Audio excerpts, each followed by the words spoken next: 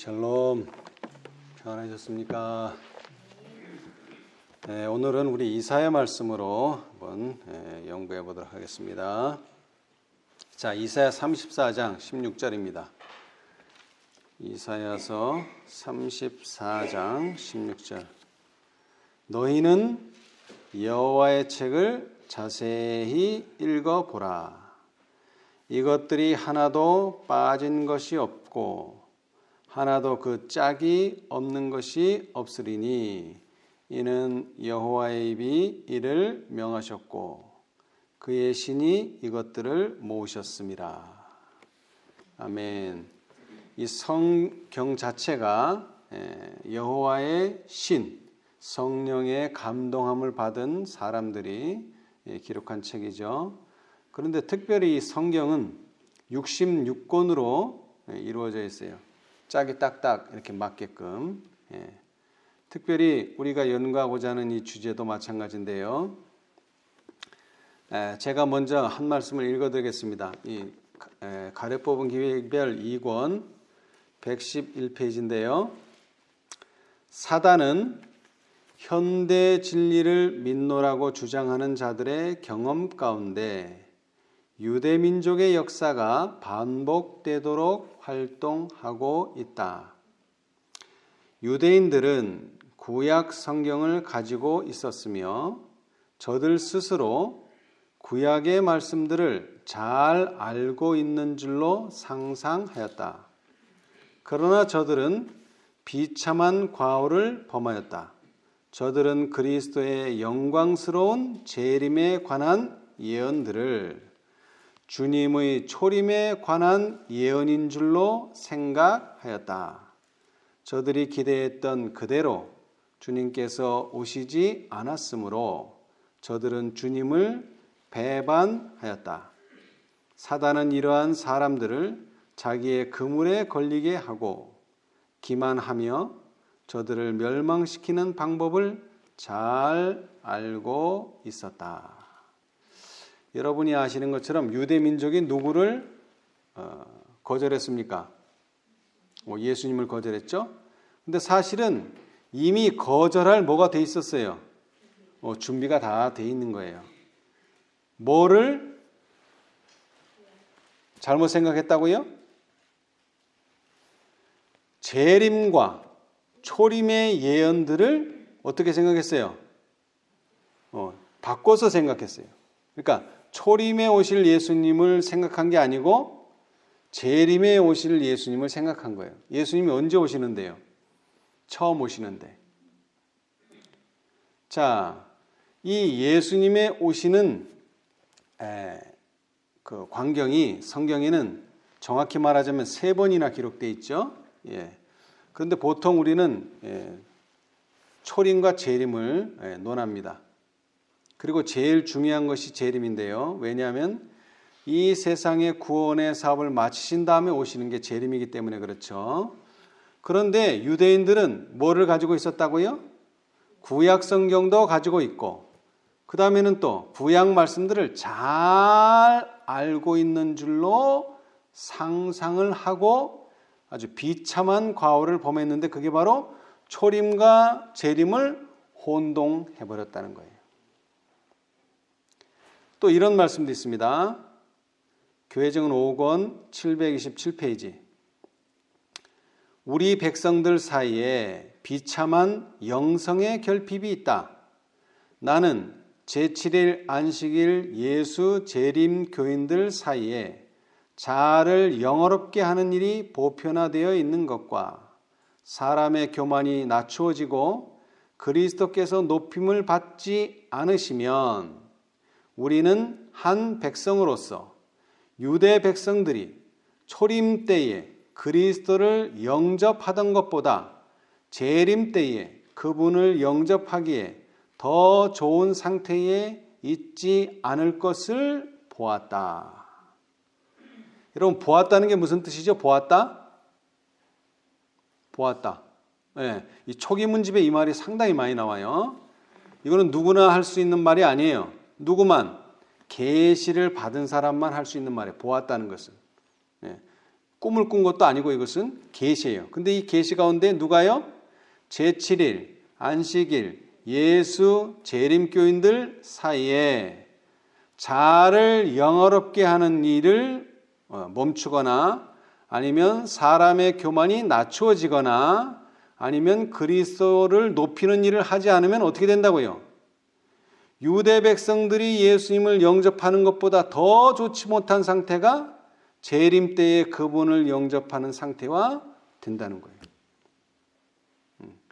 우리는 2000년 전에 벌어진 유대인의 역사를 잘 알고 있습니다. 예수님을 거절했죠. 예. 근데 우리는 그 기사를 읽으면서 야, 내가 그때 당시에 있었으면 어떻게 예수님을 못 알아보느냐? 근데 못 알아볼 수밖에 없다는 거예요. 왜요? 예언을 잘못 이해하고 적용했기 때문에 그래요. 그래서 초림의 짝이 뭐라고요? 재림이에요. 초림을 제대로 준비하지 못하고 초림을 이해하지 못하고 초림에 예수님을 만날 준비를 못한다면 재림의 예수님도 당연히 맞이할 준비는 되지 않을 것입니다. 예. 자, 그래서 1890년에 이건 연도까지 나와 있어요. 제가 연도는 안 읽어드리겠지만 가려뽑은 기별 1권 406페이지에 보면 그리스도의 재림 직전에 하나님의 백성들이 체험하게 될 그 입장을 설명해 주시기 위하여 이스라엘 백성들의 시련과 그리스도의 초림 직전에 저들이 보인 태도에 대한 광경을 여러 번 반복해서 나에게 보여주셨다. 뭐를 보여주셨다고요? 재림. 우리는 지금 재림을 기다리고 있는데 재림의 광경을 보여주시는 게 아니고 뭐를 보여주셨다고요? 이스라엘 백성들, 초림 직전에 이스라엘 백성들의 시련과 그리스도의 초림 직전에 저들이 보인 태도에 대한 광경을 여러 번 반복해서 나에게 보여주셨다. 그러니까 재림을 준비하는 사람들이 뭐를 중요하게 생각해야 된다고요? 초림. 초림에 왜 그들이 예수님을 거절할 수밖에 없었는가? 어떻게 그들은 예수님의 초림을 준비해 왔는가? 이게 대단히 중요하다는 거예요. 그 똑같은 반복이 재림에서 반복된다는 거죠. 자, 그러면은 이제 실제적으로 왜 유대인들이 예수님을 거절할 수밖에 없었는가? 자, 우리 이건 찾아보겠습니다. 시대의 소망. 이 이유를 우리가 분명히 알고 있어야 됩니다. 왜 유대인들은 예수님을 거절할 수밖에 없었는가? 30페이지, 시대의 소망 30페이지. 자, 구속의 역사 596페이지 왼쪽 단 제3장 위에 그 한 단락 한번 누가 읽어보세요. 로마인들에 대한 증오심. 로마인들에 대한 증오심, 그들의 국가적, 종교적 자존심은 유대인에게 그들의 예배 형식에 더욱 엄격히 집착하게 하였다. 제사장들은 종교 형식에 철저한 관심을 나타냄으로써 거룩하다는 평판을 유지하고자 힘썼다.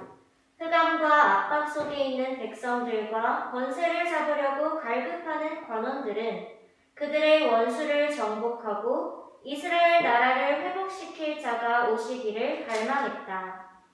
그들은 예언들을 연구하였으나 영적 통찰력이 없었다. 이리하여 그들은 그리스도의 초림의 굴욕을 가리키는 성경 구절들을 간과하였으며 그분의 재림의 영광을 언급하는 성경 구절을 잘못 적용하였다. 교만이 그들의 통찰력을 흐리게 하였다. 그들은 예언을 그들의 이기적 욕망에 일치되게 해석하였다. 예, 여기 이제 답이 나왔죠? 이때 당시에 이 유대인들의 이스라엘 역사에 몇 가지 문제가 있었어요. 첫째는 뭡니까? 머리가 되고 꼬리가 되지 않을 하나님의 나라가 어떻게 되어버렸어요? 로마의 속국이 되어버렸어요. 로마가 지배하는 나라가 되어버렸어요. 로마인은 어떤 사람입니까? 이방인 중에서도 완전히 이방인이에요. 그렇죠?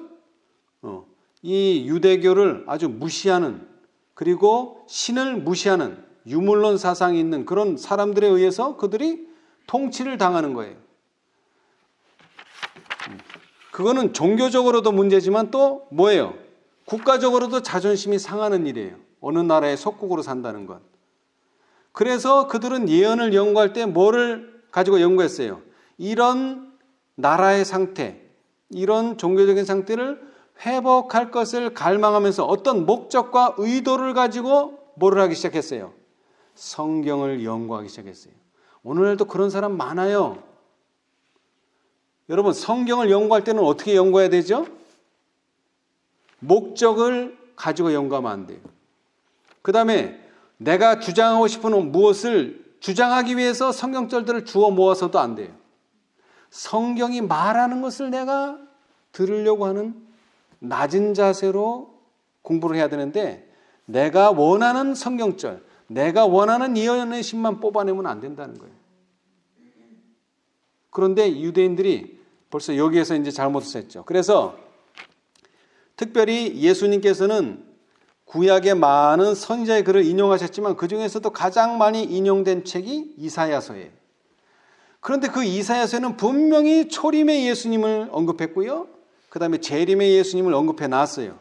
근데 사람들이 이 자신의 생각과 그 편견 때문에 뭐는 간과해버리고 초림하셔서 굴욕당하실 성경장들은 다 간과해버리고 뭐만? 영광스러운 예수님만 자꾸 찾아내는 거예요. 영광스러운 예수님. 이런 이기적인 욕망 때문에 성경이 제대로 해석이 안 되고 그릇 해석이 되게 된 거예요. 그러니까 초림의 주를 공부해야 되는데 초림도 안 하셨는데 벌써 재림의 주를 연구하고 있는 거예요, 지금. 자, 그 다음 193페이지. 193페이지. 여기는 더 정확하게 설명해 놓으셨어요. 193페이지. 이때 당시에 그들이 가지고 있는 성경은 신약 성경은 없고 구약 성경밖에 없죠. 자, 193페이지. 사마리아인들은 메시아께서 유대인뿐만 아니라 세상의 구속주로서 오시리라는 것을 믿었다. 성령께서는 모세를 통하여 그분을 하나님께로부터 보내심을 받은 선지자라고 예언하셨다. 야곱을 통하여 백성들이 그리스도께로 모일 것이 선언되었다. 아브라함을 통하여는 예수로 말미암아 땅의 모든 나라들이 복을 받으리라고 선언되었다. 자, 거기까지요. 자, 여러분, 구약 성경은 제일 첫 번째 책이 뭡니까? 창세기죠. 창세기, 출애굽기, 레위기, 민수기, 신명기서를 모세가 썼기 때문에 이 5권의 책을 뭐라고 말합니까? 모세 오경이다. 성경의 경을 따서. 그런데 이 모세가 그 중에서 특별히 마지막 책, 5번째 책 신명기에 너희 형제 중에 누가 날 것이다? 선지자가 나타날 것이다. 분명히 모세를 통하여 신명기서에 예언을 해놨어요. 그러니까 누가 와야 돼요? 왕이 와야 돼요? 선지자가 와야 돼요? 선지자가 와야 돼요. 자, 그 다음 두 번째, 창세기를 통해서 야곱을 통하여 백성들이 누구에게로 모인다? 그리스도께로 모인다는 것이 선언되었어요. 자, 그 다음에 또 창세기를 통해서 아브라함을 통하여 예수로 말미암아 땅의 모든 나라들이 복을 받는다는 것이 선언되어 있다. 물론 아브라함에게도 복을 약속하셨죠. 그런데 이 아브라함을 통해서 아브라함의 그 자녀가 없었는데 왜 자녀를 낳아야만 해요? 그 아브라함의 자손 중에 누가 태어날 거기 때문에 예수 그리스도. 왜? 그분을 통해서 온 땅, 이방 땅까지도 복이 전해질 것이기 때문에. 아브라함 자신도 그렇고요. 자, 그래서 이 사마리아인들은 구세주께서 오시면 어떻게 한다고요? 유대인뿐만 아니라 이방 땅까지 다 포함해서 세상의 구속주로 오실 것을 사마리아인들도 알고 있었는데 오직 유대인들은 뭐예요? 이런 세상의 구속주가 아니라 이스라엘 나라의 구속주로 올 것을 생각하고 있었어요. 좁은 견해죠. 자, 이제 그 다음 한번 읽어보세요. 사마리아 사람들은 메시아에 대한 그들의 신앙을 이러한 성경의 말씀 위에 기초를 두었다. 유대인들이 후기의 선지자들의 말을 그릇 해석하여 그리스도의 재림의 영광을 초림 시에 있을 것으로 돌렸던 사실은 사마리아인들에게 모세를 통하여 주어진 성경 외에는 모두 버리도록 인도하였다. 자, 여기 보세요. 여러분, 구약이 몇 권입니까? 구약 전체 39권이죠. 그런데 이 사마리아인들은 그 39권 중에 뭐만 믿어요? 5권만 믿어요. 5권, 모세 오경만 믿어요. 왜? 이 유대인들이 자꾸 뭐라는 거예요? 구세주는 재림의 영광, 그리고 자기네 나라를 독립시키기 위해 올 거라고 그런 주장을 자꾸 하니까 뭐를 가지고? 그 사람들도 성경을 가지고, 후기의 선지자들이라는 말은 뭡니까? 구약 성경 후반부에 있는 이사야서부터 말라기서에 있는 그런 책들에서 초림의 주가 아닌 어떤 주, 재림의 주를 들먹이면서 얘기하니까 야, 저 사람들 말을 믿을 수 없고, 그리고 선지자들의 책들도 이거 믿을 수 없다. 그러니까 우리는 뭐만 보자? 모세 오경만 보자. 이렇게 된 거예요. 자, 그러나 구주께서 이러한 모든 거짓된 해석들을 일소하셨으므로 많은 사람들이 후기의 예언들과 하나님의 나라에 대한 그리스도 자신의 말씀을 받아들였다. 성경이 잘못된 게 아니에요. 성경을 해석하는 사람들이 잘못 해석한 거죠.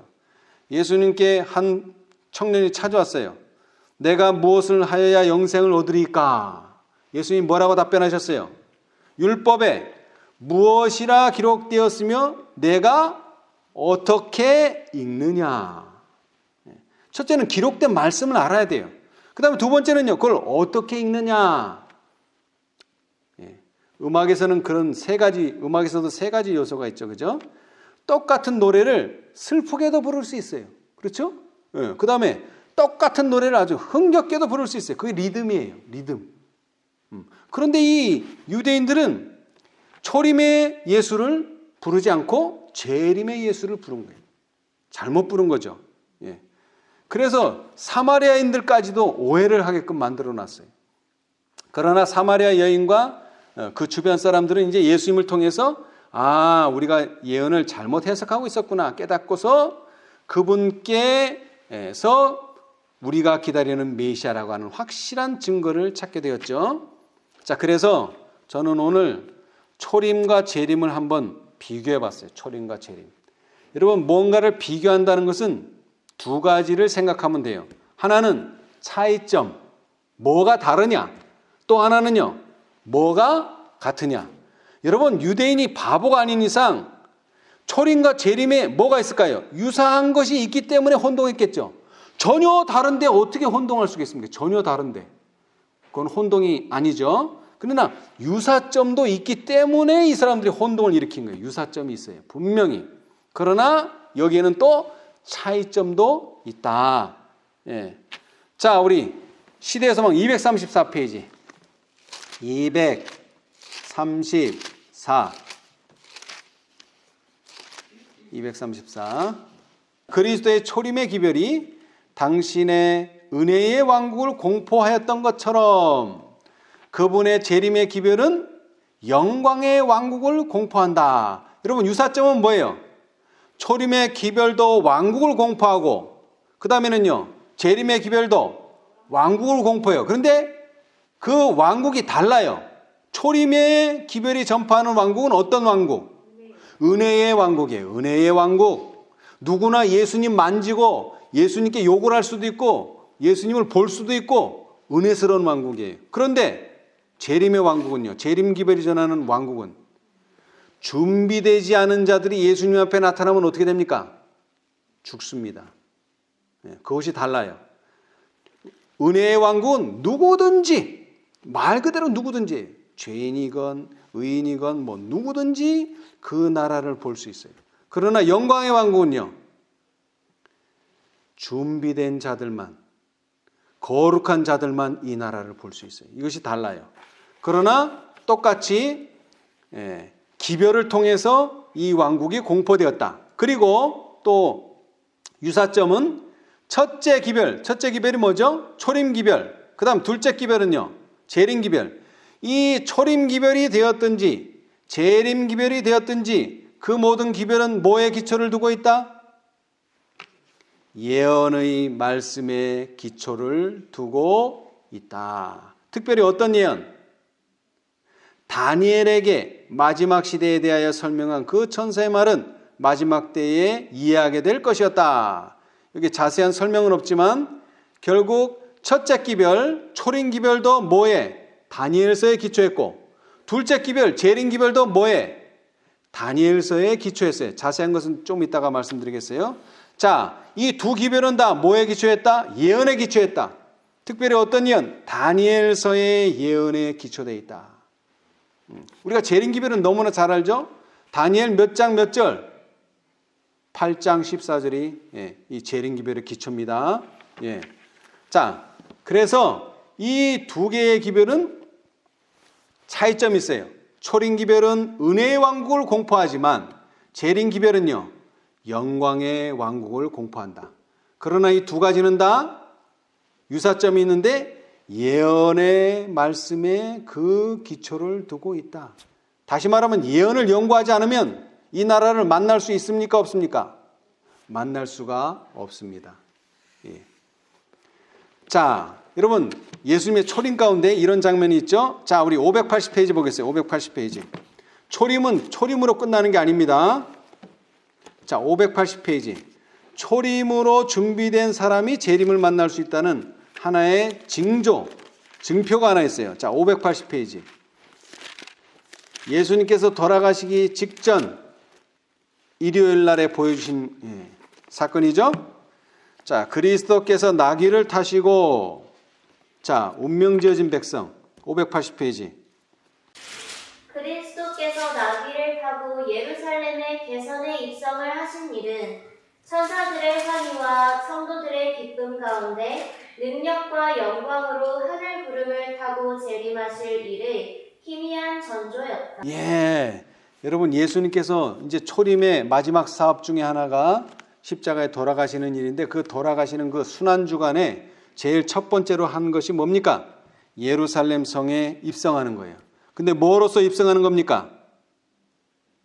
왕으로서. 그러면서 뭘 보여주는 거예요? 내가 이제 하늘에 가는데 다시 뭐 하겠다? 이렇게 오겠다. 뭐로서? 왕으로서 오겠다. 는 것을 보여주는 전조였어요. 그래서 초림과 재림은 유사점이 많아요. 그렇죠? 자, 그 다음에 또 보겠어요. 아까 이제 예언에 대해서 말했는데, 예언의 기초를 뒀다 그랬는데, 이제 정확하게 각 시대 대쟁투 351페이지 어떤 예언의 기초를 두었는가? 초림은 어떤 예언의 기초를 두고 재림은 어떤 예언의 기초를 두었는가? 자, 각 시대 대쟁투 351페이지. 그리스도께서 초림하셨을 때 천국 복음을 전파한 제자들의 경험은 그분의 재림의 기별을 전하는 사람들의 경험과 훌륭한 비교가 된다. 자, 여기도 보세요. 뭐와 뭐를 비교한다고요? 초림을 전파했던 제자들의 경험과 재림을 전하는 사람들의 경험이 훌륭하게 비교가 된다는 거예요. 아시겠어요? 자, 이제 그 다음 읽어보세요. 마치 제자들이 나가서 때가 찼고 하나님 나라가 가까웠다고 전파했던 것처럼 밀러와 그의 동역자들은 성경에 기록된 가장 길고 최종적인 예언적 기간이 바야흐로 끝나려고 한다는 것과 심판의 날이 가까웠다는 것과 영원한 나라가 세워지려 한다는 것을 전파하였다. 자, 여기 보세요. 이 초림기별과 재림기별은 하나는 은혜의 왕국을, 하나는 영광의 왕국을 선포했지만 유사점은 둘 다 예언의 말씀 위에 기초했는데, 그 예언이 뭐라 그랬어요? 여기도 다니엘서의 예언, 다니엘서 중에서도 성경에 기록된 가장 길고 최종적인 예언적 기간 뭐죠? 2300주야가 중심이라는 거예요. 그 예언의 중심. 이제 좀 더 자세히 얘기합니다. 제자들이 증거한 때는 그 근거를 다니엘서 9장의 70주일에 두었다. 그런데 밀러와 그의 동역자들이 전한 기별은 70주일이 그 일부분에 해당하는 다니엘서 8장 14절의 2300일의 끝에 관한 기별이었다. 그러므로 그 두 기별은 한 개의 큰 예언적 기간에 포함된 제각기 다른 부분들의 성취의 근거를 둔 기별들이었다. 예, 이제 자세하게 나왔어요. 자, 예언의 기초를 뒀다 그러는데 정확히 어떤 예언이냐? 초림 기별은 다니엘서 9장에 뭐에? 70주일에 그 기초를 두고 있고요. 그 다음에 재림은요.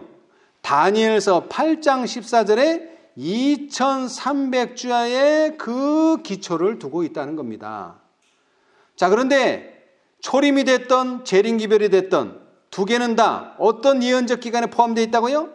2300주야라고 하는 성경에 기록된 가장 길고 최종적인 예언의 기간 안에 다 포함되어 있다는 거예요. 맞죠? 예. 그래서 이 두 기별은 다 예언에 기초되어 있다라고 말할 수 있는 겁니다. 예. 자, 그 다음에는요. 자, 이제 요한에 대한 이야기가 되겠는데요. 자, 시대의 소망 101페이지. 이 기별을 최초로 전한 사람은 예수님도 아니고 또 제자도 아니고 누굽니까? 요한입니다. 침례 요한. 101페이지. 시대의 소망 101페이지. 하나님 나라가 가까웠다고 전한 사람. 101페이지. 요한은 한 선지자로서 마귀의 마음을 자식에게 거스르는 자를 의인의 슬기에 돌아오게 하고 주를 위하여 세운 백성을 예비하게 할 것이었다. 그는 그리스도의 초림을 위하여 길을 예비함으로 주의 재림을 위하여 백성을 준비시킬 자들의 한 표상이었다. 예, 자, 표상. 여러분, 표상이 뭡니까? 표상. 자, 우리 그런 이야기 들어봤죠? 십자가와 그 그림자. 예? 십자가는 실체고 실체가 있으면 뭐가 있어요? 표상이 있고 그림자가 있는 거예요. 자, 그런데 이 세상에서는 실체가 존재할 때 뭐가 생기죠? 실체가 존재할 때 그림자가 생겨요. 실체 없으면 그림자도 없어요. 그런데 시간적으로 보면 그림자가 먼저 와요? 실체가 먼저 와요? 시간적으로 말하자면 그림자가 먼저 와요. 왜냐하면 실체가 오면 그림자는 필요 없으니까 의미가 없어요. 그러나 실체를 만날 수 있도록 하기 위하여 그림자가 먼저 나타나는 거예요. 표상이 먼저 나타나요. 이 초림에 나타난 선지자 요한은 뭐라고요? 표상이에요. 누구의 표상? 재림을 위하여 백성을 준비시킬 자들의 그림자 표상이에요. 그러면 실제는 언제 나타나요? 재림을 위한 백성을 준비시키는 자가 나타나게 될 때 실체는 이루어지는 거죠. 그렇죠? 예. 자, 그래서 이 초림을 준비시키는 사람과 재림을 준비시키는 사람을 우리는 다 일컬어 뭐라 그래요? 침례 요한이라 또는 선지자 요한이라 말해요. 그런데 이때 당시에 세상 형편을 보니까 세상은 방종에 빠져 있다. 여기서 말하는 세상은 언제를 말합니까? 침례 요한 당시의 세상입니다. 오류와 우화가 많으며 영혼을 멸망시키기 위한 사단의 올무는 증가되었다. 하나님을 두려워하는 가운데 거룩함을 온전히 이루기를 원하는 모든 사람들은 절제와 자제의 공갈을 배워야 한다. 식욕과 정욕은 고상한 정신력에 복종되어야 한다. 이 자아 훈련은 우리로 하여금 하나님의 말씀에 거룩한 진리를 깨닫고 실행할 수 있도록 해줄 뭐와 뭐? 정신력과 영적 통찰력을 얻는데 필수적이다. 이러한 이유로 절제가 그리스도의 재림을 위하여 준비하는 일에 일익을 담당하는 것이다. 여러분, 침례 요한의 생애가 뭐만 먹고 살았어요? 역청과 메뚜기. 예. 아주 단순한, 그것이 식물성이냐 동물성이냐를 따지기 전에 아주 단순한 식생활을 했어요. 왜? 그때 당시 예수님 초림 당시에도 세상은 뭐에 빠져 있었다고요? 방종에 빠져 있었죠. 방종. 특히 이 식생활에 방종이 빠져 있었어요. 그런데 재림 직전의 상황도 어때요? 똑같아요. 여러분, 사람들이 요즘에 제일 흥미있는 내용이 뭐예요? 먹는 거에 다른 거 없어요. 먹는 거. 먹는 거밖에 없어요. 얘기가. 이야기거리가.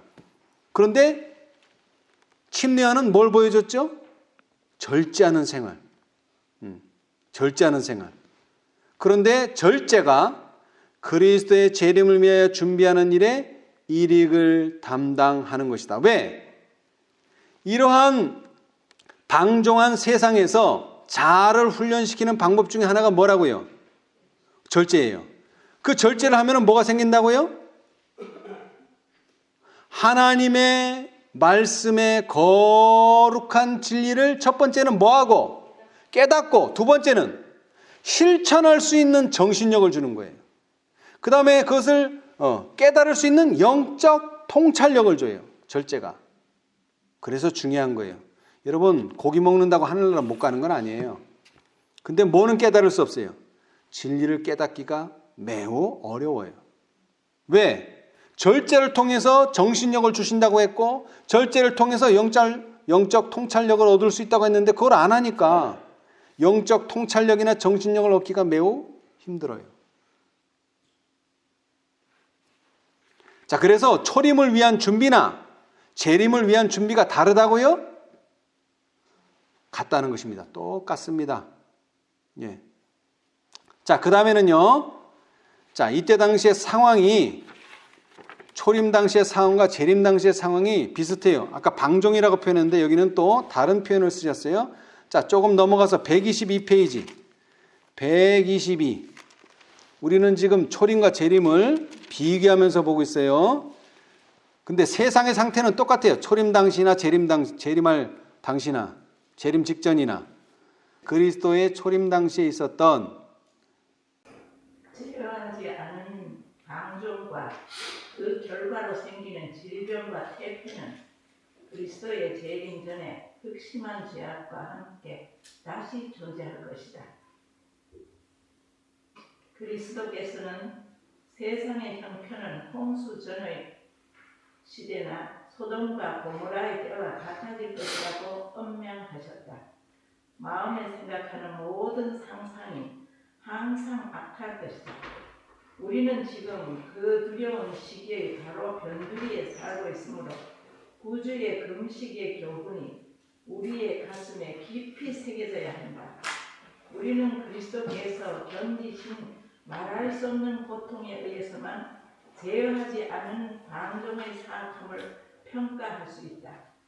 그분의 모고는 우리가 영생을 얻는 유일한 소망은 식욕과 정욕을 하나님의 뜻에 복종시키는 데 있다는 것을 말해준다. 예, 감사합니다.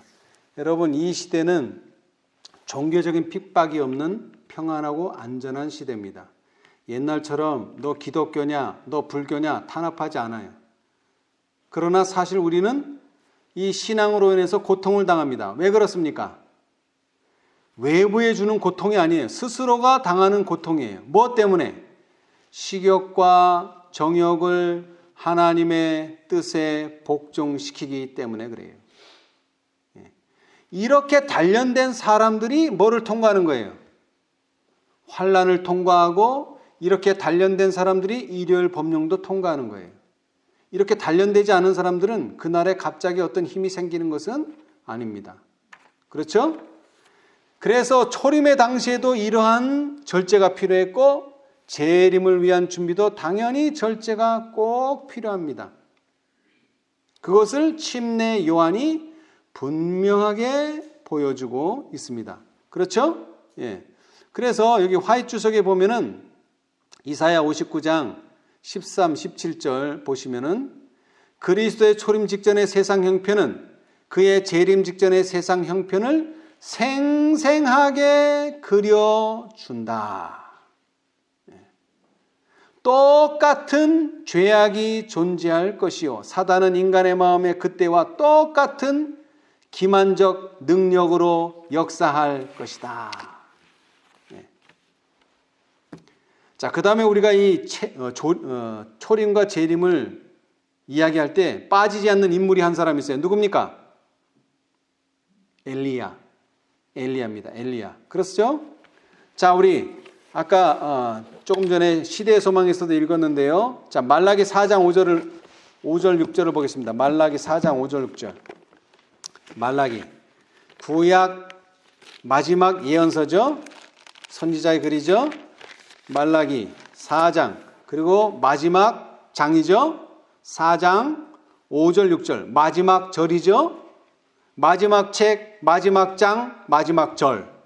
읽어보세요. 5절 6절. 보라 여호와의 크고 두려운 날이 이르기 전에 내가 선지 엘리야를 너에게 보내니 그가 아비의 마음을 자녀에게로 돌이키게 하고 자녀들의 마음을 그들의 아비에게로 돌이키게 하리라. 돌이키지 아니하면 두렵건대 내가 와서 저주로 그 땅을 칠사하노라 하시니라. 예. 자, 그래서 이 침례 요한도 누구의 심령과 능력으로 왔어요? 엘리야의 심령과 능력. 이것은 예수님이 보증한 말씀입니다. 엘리야의 심령과 능력으로 왔어요. 그런데 재림을 위한 준비를 시키는 사람들도 또 똑같이 엘리야의 심령과 능력으로 예수님의 재림을 준비하게 될 것입니다. 그렇죠?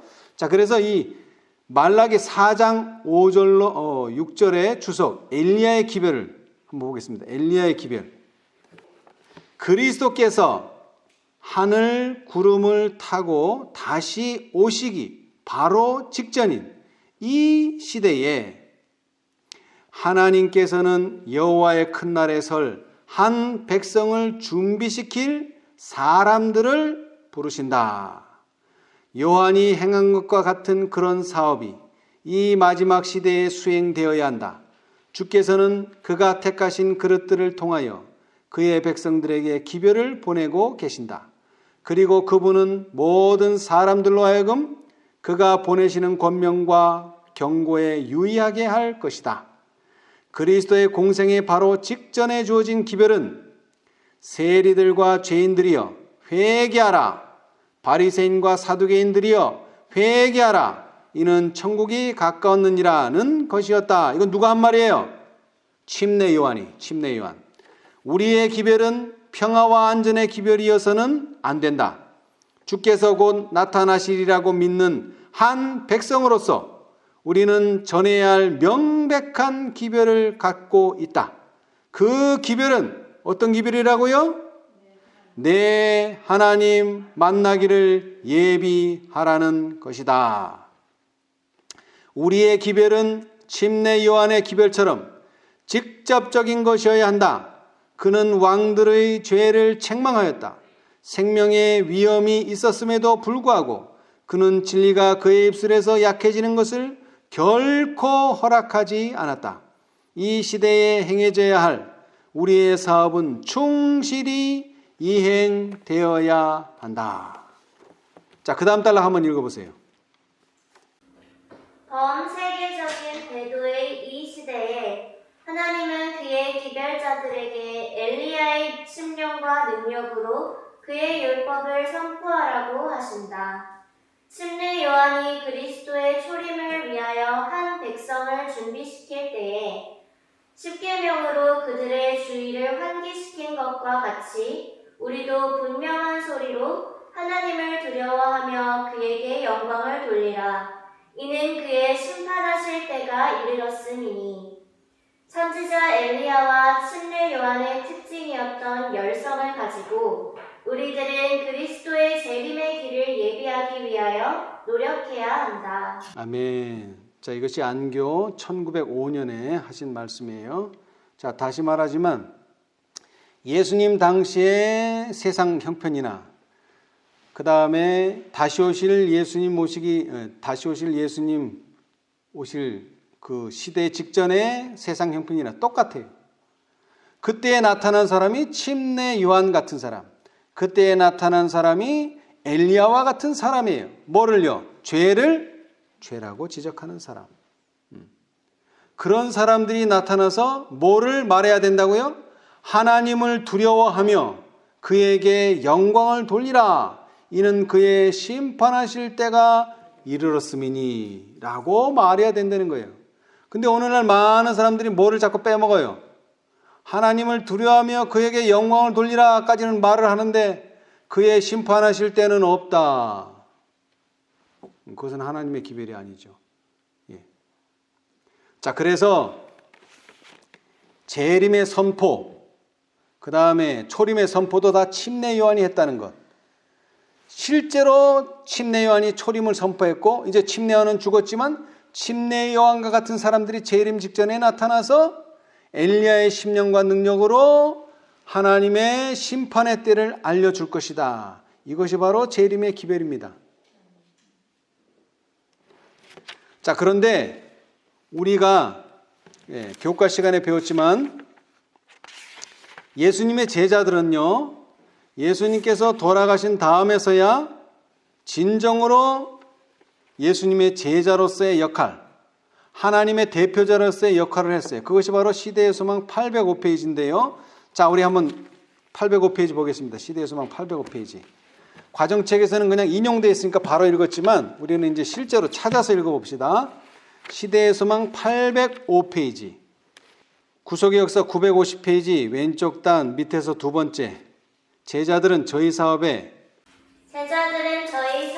성질과 범위를 깨닫기 시작하였다.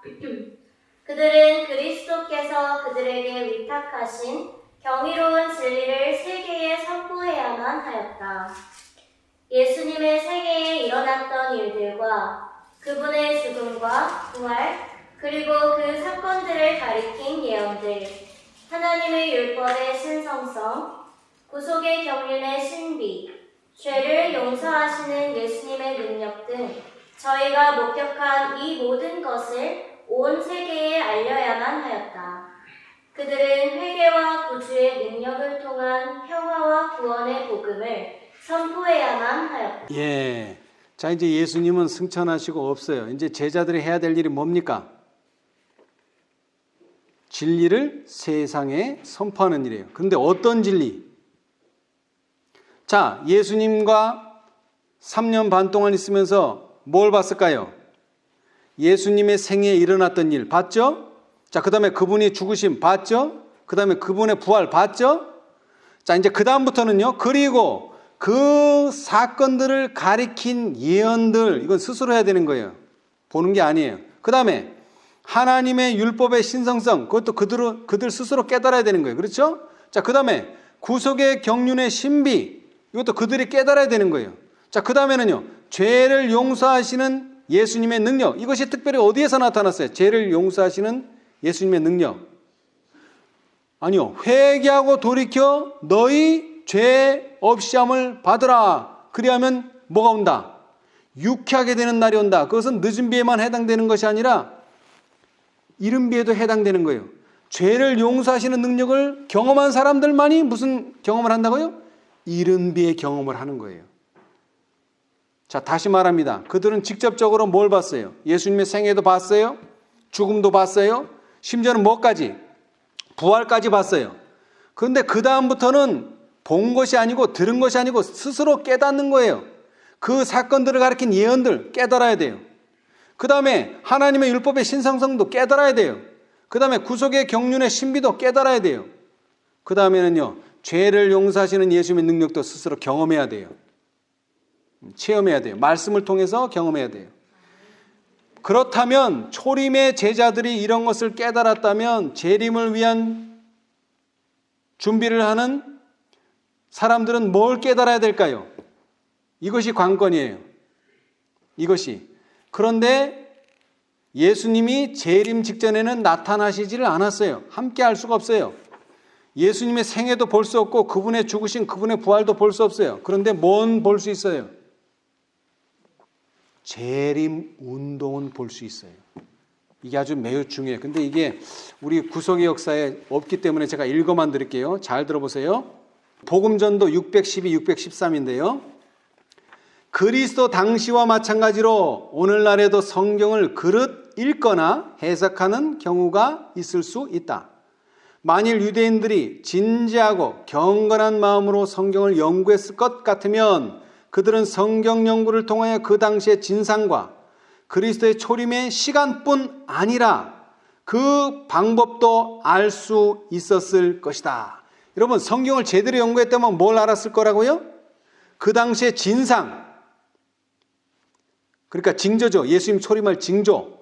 그 다음에는요, 그리스도 초림의 시간. 그 다음에는요, 방법. 이것도 알 수 있었다는 거예요. 예언을 제대로만 연구했다면.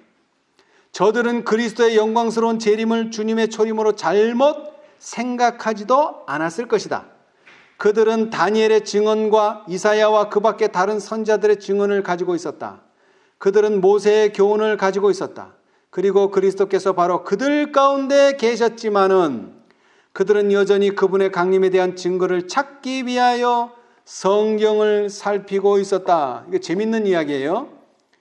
그분이 어디 계신데 바로 자기 옆에 있는데 그분을 못 찾고 성경에서 찾게 돼요. 성경에서. 그리고 그들은 예언상으로 그들이 할 것이라고 말한 바로 그 일들을 그리스도를 상대로 하고 있었다. 그들은 너무 눈이 멀어 있었기 때문에 자기들이 무엇을 하고 있는지조차 알지 못했다. 이제 그 다음 내용이 중요해요. 그런데 오늘날 연도도 나왔어요. 1897년에도 그와 똑같은 행동을 하고 있는 사람들이 많이 있다. 언제예요?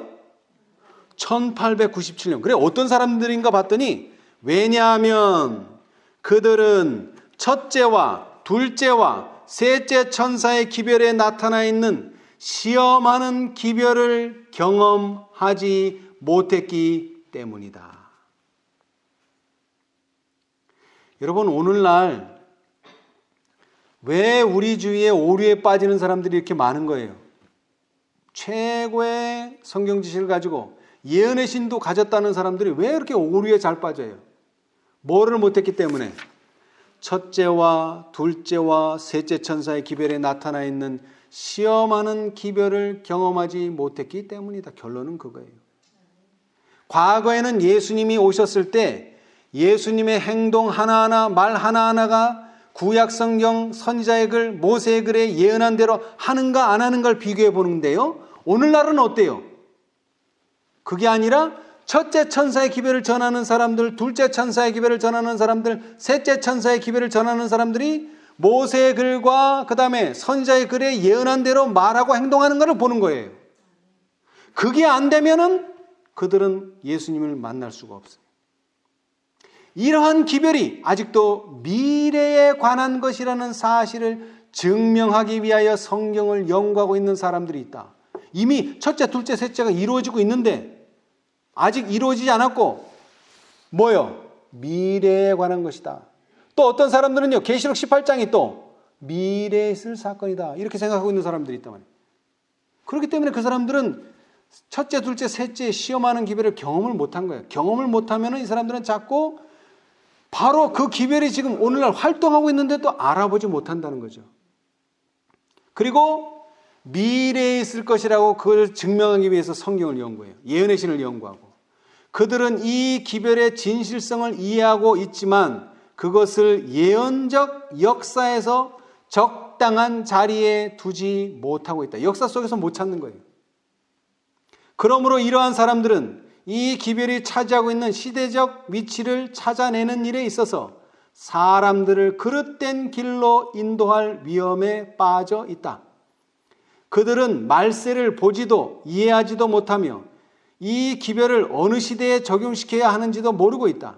하나님의 날은 마치 도적과 같이 임하고 있지만 이런 사람들한테 하나님의 날이 도적과 같이 오는 거예요.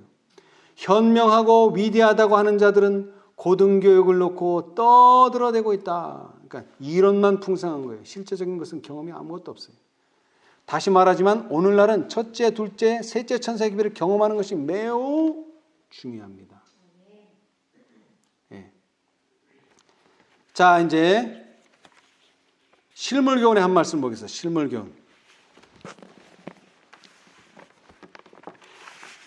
제자들이 초림기별을 전했잖아요. 그죠? 그런데 그 초림기별 속에도 뭐가 들어있다는 거예요? 재림기별이 포함되어 있다는 거예요. 자, 우리 실물교훈 226페이지. 실물교훈 226페이지. 그들이 초림만 전한 게 아니에요. 226페이지. 그리스도의 제자들이 전파한 복음기별은 읽어보세요 한번. 그리스도의 제자들이 전파한 복음 기별은 그분의 초림에 대한 기별이다. 이 기별은 그리스도를 믿음으로 구원을 얻을 수 있다는 기쁜 소식을 사람들에게 전하는 것이다. 이 기별은 그리스도께서 당신의 백성을 구속하기 위하여 영광 중에 재림하실 것을 예고하는 동시에 성도들이 믿음과 순종을 통해서 영광스러운 유업을 받게 되리라는 소망을 사람들에게 전해준다. 자, 여러분 보세요. 이 제자들이 뭘 전했어요? 당연히 초림기별을 전했잖아요. 그죠? 근데 이 초림기별 속에는 뭐가 들었다는 거예요? 재림이 예고되어 있다는 거예요. 예고. 이미 예고. 자, 또 읽어보세요. 이 기별은 오늘날의 사람들에게도 주어진 기별로서 이 시대에는 그리스도의 재림이 임박했다는 기별도 내포하고 있다.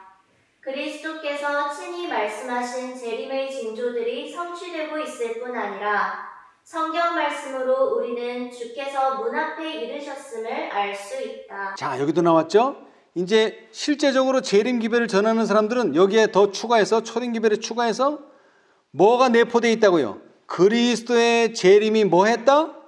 임박했다. 이게 더 추가되는 거예요. 이미 초림기별에도 재림이 예고는 되어 있었어요. 그러나 그때는 임박은 아니에요. 그러나 지금은요, 그리스도의 재림이 임박했다는 기별이 내포하고 있다. 자, 그 다음에 한번 읽어보세요. 요한은 그리스도의 재림 바로 전에 복음 기별이 힘있게 전파될 것을 요한계시록에 예고했다. 그는 한 천사가 공중에 날아가는데 땅에 거하는 자들 곧 여러 나라와 족속과 방언과 백성에게 전할 영원한 복음을 가졌더라.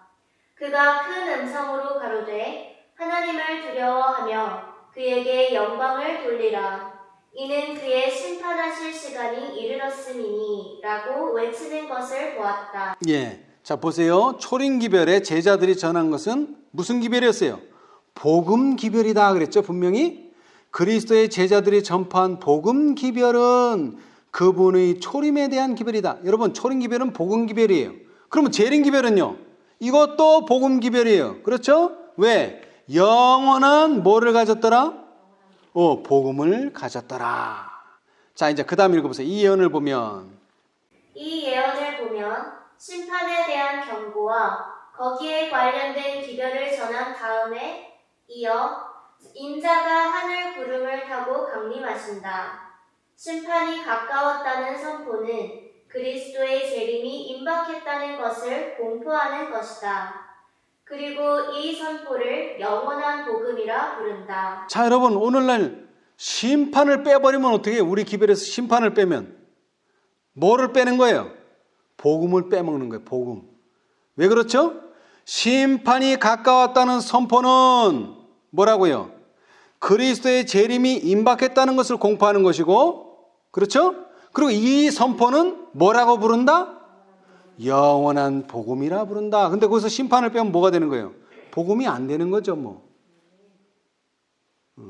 사람들은 자꾸, 그러니까 이런 거예요. 여러분, 우리 옛말에도 있잖아요. 약은 뭐하다? 쓰다. 쓴 게 약이에요. 단 게 약이 아니에요. 쓴 게 약이에요. 심판은 뭐예요? 말 그대로 우리를 심판하는 거예요.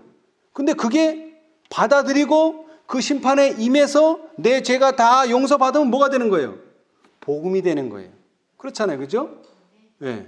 근데 사람들은 자꾸 심판이라니까 아니야. 하나님은 그렇지 않아. 사랑이 많으신 분이야.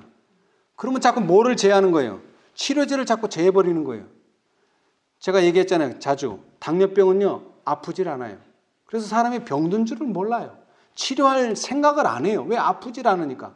근데 왜 무서운 줄 아세요? 썩어 들어가요. 이 당뇨병이 심해지면 어디서부터 썩어요? 뭐 발이 됐든 손가락이 됐든 하여튼 끝자락, 피가 제일 안 통하는 곳에서부터, 피에서, 심장에서 가장 먼 곳에서부터 썩어 들어가기 시작해요. 왜? 통제가 안 되는 거예요. 통제가. 정화가 안 돼요. 깨끗해지질 않아요. 그러니까 썩어 들어가는 거예요. 그리고 맨 마지막에는 뭐예요? 눈이 멀어요. 왜? 이 혈관 중에서 가장 가는 실핏줄이 있는 데가 뇌하고 이 시신경이에요. 그런데 뇌는 뭐라 그럴까? 활동을 많이 해서 그런데 이 시신경은 당뇨라는 게 뭐냐면 피 속에 당이 끈끈하다는 얘기예요. 그러니까 이게 혈관이 약하면 피가 끈적끈적해서 소통이 안 돼. 그래서 당뇨병의 가장 무서운 그거는 썩는 것과 하나는 눈이 점점 멀어요. 시신경이 망가지는 거죠. 그런데 영적인 병하고 똑같아요. 이 당뇨병이 참 이 영적인 병하고 똑같아요. 마찬가지예요. 이것도 초림을 이해하지 못하면 재림을 이해가 안 되고요. 초림의 그 기별에 필요한 준비를 하지 않으면 재림도 준비가 안 돼요. 특별히 회개하라. 침례요한도 회개하라, 천국에 가깝다. 예수님도 회개하라, 천국에 가깝다. 그 다음에 제자들도 회개하라, 천국에 가깝다. 그럼 뭘 회개하라는 거예요? 심판에 대한 경고를 받아야 된다는 거죠. 그리고 이 심판은 그냥 심판으로 끝나는 게 아니라 심판이 가까웠다는 선포는 그리스도의 재림이 임박했다는 것이고, 이 공포는, 이 선포는 영원한 복음이라 부른다. 그러므로 그리스도의 재림에 대해 전도하고 그 재림이 임박했다는 것을 선포하는 일이 복음 기별의 매우 중요한 부분임을 나타내고 있다. 자, 그런데 재미있는 거는요, 유대인들에게 초림을 믿게 하는 것보다 더 힘든 게 그분의 재림을 믿도록 하는 것이다. 이런 말씀이 있더라고요. 자, 우리 시대의 소망을 한번 보겠습니다. 시대의 소망. 저도 처음 봤어요. 물론 말씀은 예전부터 있었지만, 자, 우리 75페이지. 초기 문집 75페이지, 초기 문집. 이게 중간에 들었기 때문에 좀 잘 찾아보셔야 돼요. 중간에 75페이지.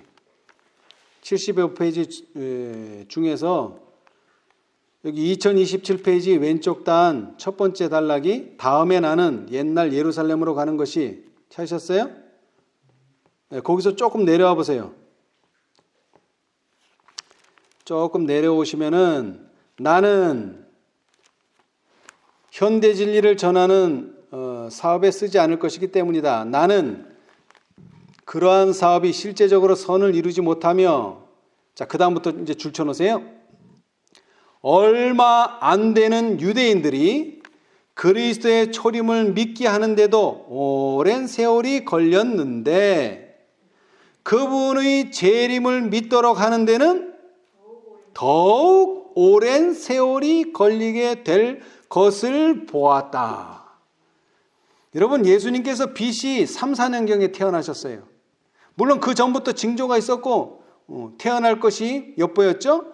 그때서부터 예수님이 태어나셨는데도 몰라. 그 다음에 예수님이 돌아가셨는데도 몰라. 결국 예루살렘이 몇 년에 멸망했어요? AD 70년에 멸망했어요. 거의 한 70년 이상 유대인을 위한 70주일은 아니지만 하여튼 70년 이상을 그들을 믿게 하려고 애를 썼지만 믿지 않아서 결국 예루살렘이 멸망했는데, 그렇게 오래 걸렸는데 재림은요, 그거보다 더욱 오랜 세월이 걸리게 될 것이다. 여러분, 1844년부터 지금 얼마나 지났어요? 거의 180년이 되어 있어요. 180년. 왜? 사람들이 뭐를 아직도 안 믿어요? 그분의 재림을 아직도 믿지 않고 있다는 이야기입니다. 그렇게 재림을 믿기가 초림 믿기보다 더 힘들다는 거예요.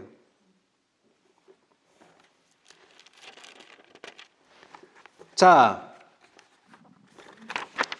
이제 마지막으로요, 시대의 소망 762페이지를 보겠습니다. 762페이지. 시대의 소망 762페이지. 우리가 자주 읽는 인용문인데요. 자주 읽는 인용문 시대서방 762페이지. 율법은 의, 즉 의로운 생애. 자, 거기 내려가서요. 그분의 생명은 사람들의 생명을 대신하신다. 읽어보세요. 거기서부터. 그분의 생명은 사람들의 생명을 대신하신다. 그리하여 그들은 하나님의 관용을 통하여 과거의 죄를 용서받는다. 뿐만 아니라 그리스도께서는 하나님의 속성을 사람들에게 불어넣으신다. 그분은 인간의 품성을 거룩하신 하나님의 품성을 따라 형성하여 영적인 힘과 아름다움을 지닌 훌륭한 건물이 되게 하신다. 그리하여 바로 이 율법의 의가 그리스도를 믿는 자에게서 성취된다. 예, 자 거기까지. 하나님께서는 자기도 의로우시며, 그렇죠? 또한 예수 믿는 자를 의롭게 하실 수 있다. 자, 다시 얘기하지만 예수님의 제자들은 뭘 전해야 된다고요? 경이로운 진리를 세계에 선포해야 된다. 그 경이로운 진리가 뭐예요? 예수님의 생애에 일어났던 일들과 그분의 죽음과 부활, 그리고 그 사건들을 가리킨 예언들, 하나님의 율법의 신성성, 구속의 경륜의 신비, 그 다음에 마지막으로 뭡니까? 죄를 용서하시는 예수님의 능력 등 저희가 목격한 이 모든 것을 온 세계에 알려야만 하였다. 그 마지막에 뭐라고요? 죄를 용서하시는 예수님의 능력을 세상에 알려야 된다 그랬어요. 그렇죠? 근데 이것은 언제 일어났어요? 예수님 초림 당시에. 그러면 예수님 재림 전에는 뭐를 알려야 될까요? 바로 이거예요. 자, 여기도 나와 있죠. 그분의 생명은 사람들의 생명을 대신하신다. 그리하여 그들은 하나님의 관용을 통하여 과거의 죄를 용서받는다. 이 과거의 죄를 용서받는 게 초림 당시에 예수님께서 보여주신 거예요. 그렇죠? 자, 그런데 지금은요, 재림 전에는 뿐만 아니라 그리스도께서는 하나님의 속성을 사람들에게 불어넣으신다. 그러니까 갈라디아 2장 20절과 똑같아요. 내가 그리스도와 함께 십자가에 못 박혔나니, 첫째는 자아가 죽어야 돼요. 비워져야 돼요. 그것이 죄를 용서하시는 거예요. 그 다음에는 뭐예요? 그 비워진 자리에 예수님의 품성이 들어가야 돼요. 예, 다시 살아나야 된단 말이죠. 자, 그래서 뭐가 되는 거예요?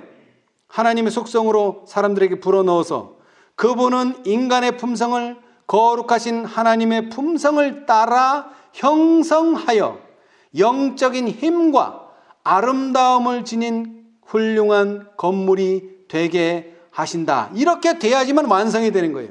그리하여 바로 이 율법의 의가 그리스도를 믿는 자들에게서 성취된다. 하나님께서는 자기도 의로우시며 또한 예수 믿는 자를 의롭다 하실 수 있다. 이것이 바로 데살로니가전서 5장 23절 24절의 결론입니다. 자, 우리 다 같이 찾아보겠습니다. 다 같이 한번 읽어보겠습니다. 데살로니가전서 5장 23, 24절 시작. 평강의 하나님이 친히 너희로 온전히 거룩하게 하시고 또 너희 온 영과 혼과 몸이 우리 주 예수 그리스도 강림하실 때에 흠없게 보존되기를 원하노라. 너희를 부르시는 이는 미쁘시니 그가 또한 이루시리라. 아멘. 여러분, 예수님의 초림을 위한 준비가 곧 예수님의 재림을 위한 준비입니다. 그런데 달라진 것이 있다면 우리는 이제 죄를 용서하시는 예수님의 능력도 믿어야 되지만 이제 우리는 뭘 믿어야 돼요? 온전케 하시는 예수님의 능력을 믿어야 돼요. 너희를 부르시는 이는 미쁘시니 그가 또한 이루시리라. 아멘. 이 놀라운 경험 우리 모두가 하게 되시기를 간절히 바라면서 오늘 말씀 마치겠습니다.